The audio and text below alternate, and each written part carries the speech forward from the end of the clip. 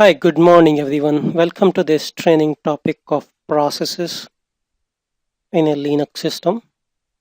And in this topic, we are going to see the different aspects of the processes. That is, what is a process? What are the different types of process? What is the state of a process? And which are the different attributes of the process? How to identify a state of a process?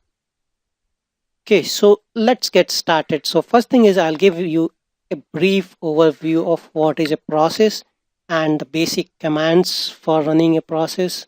So this is a very important and useful command for a Linux administrator. If you do PS, it will show the different processes that you are using. Okay, if I type PS and you give the option as AUX or minus AUX, okay, you will see screen scrolling showing different options. Okay, so and if we scroll up a little bit to see the different attributes shown here for a process, you can see that so many processes are running on a system. And if you want to see a page by page, or if you want to scroll a process, you can just execute a command called ps minus aux or ps aux, and this is a pipe symbol. Okay, so this is very important for the different factors that we will be seeing on our subsequent trainings. Just take note that pipe and more, you will see that this is your first screen, and at the bottom you can see more option. So you can see the different attributes for a process which is running in the system. So let's see what these attributes are. So let me give you a quick overview of them. Okay, so let's copy this and let's paste it here so I can give you a brief overview of what they are. Okay, so here you can see that I have a list of different processes here. Okay, so here is the list of different options that we have, and let's see how to use them and what is the significance of each of them. Okay, so this is one of the most commonly used option that we saw, which is PS AUX. And in this PS AUX, so this A stand for, so you have PS AUX. So PS is for process listing, and this option A that we saw, this stand for all processes, that is, show me all the processes. So which are the all processes that is talking about? So he is talking about all the processes, even though if they don't have a control terminal. Okay, then in this U means user oriented. Okay, so this U stand for the user oriented output. Okay, so this is your user oriented output here, and X in this case means, so even processes that don't have a terminal there. So X is means show me even the processes that don't have a control terminals. So here you can see that this TTY, this is your control terminal. So even if you don't have any control terminals, you can see that this is a system process, init a system process, this is a system process. So they are the daemons which runs in the system, and they don't have a control terminal. So you see that using this option, you see the processes which doesn't have the control terminal. Okay, and this is a user oriented view. So this is one of the most common commonly used option that is used in this. And let's see, at the top you can see what this all means. Okay, so here at the top here you can see that this is the user command. Okay, so this means the user name of the process. Okay, this is your user command. Okay, you have the PID. This is one of the most important significance or most important thing in this.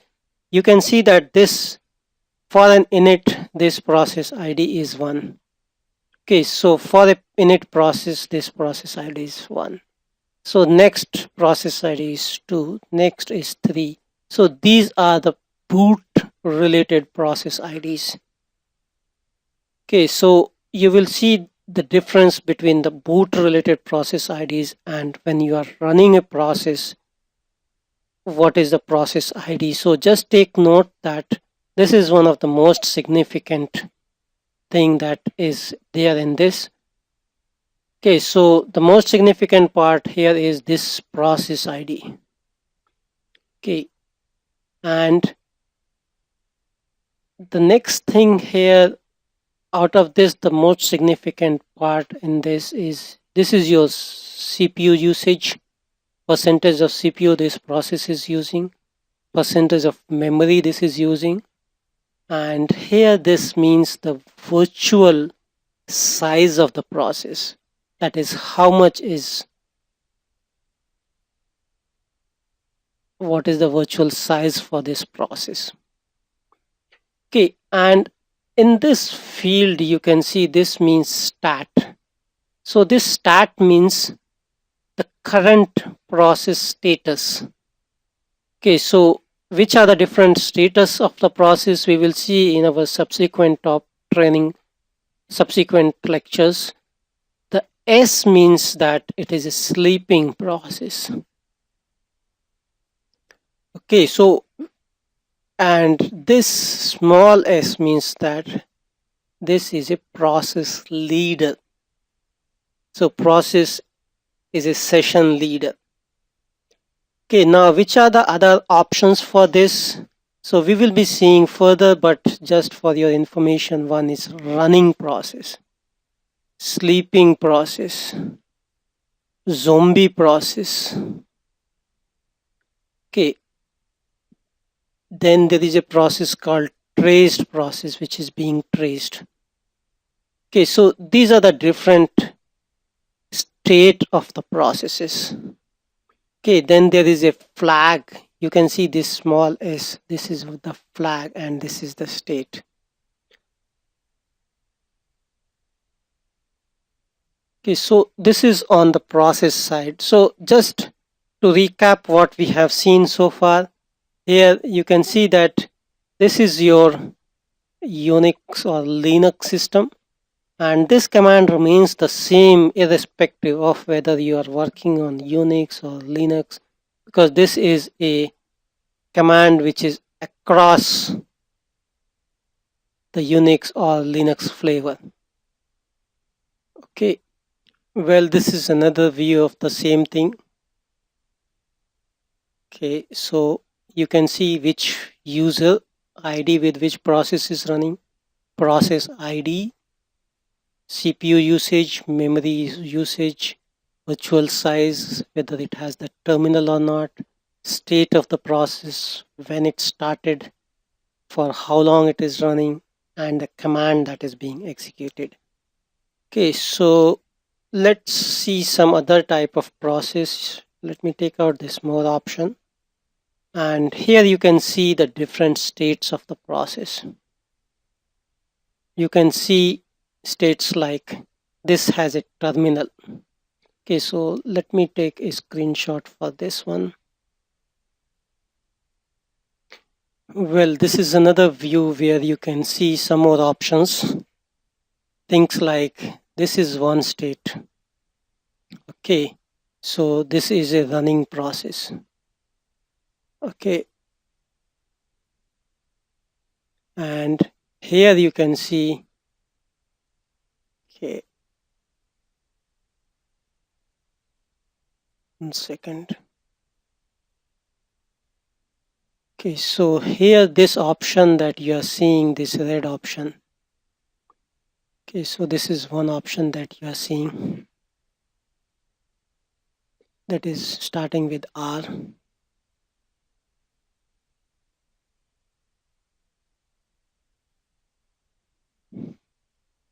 Okay, so this is one option that you are seeing here. That means this is running. There is another option that you can see, there is not question mark, which means there is no terminal, but this means there is a terminal associated with it.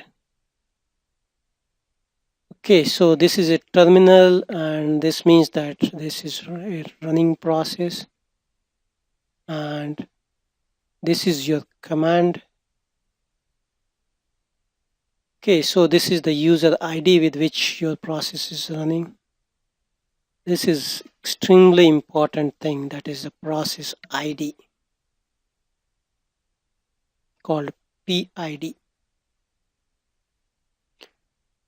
Okay, then there is one more thing that you can see here is since when this is running.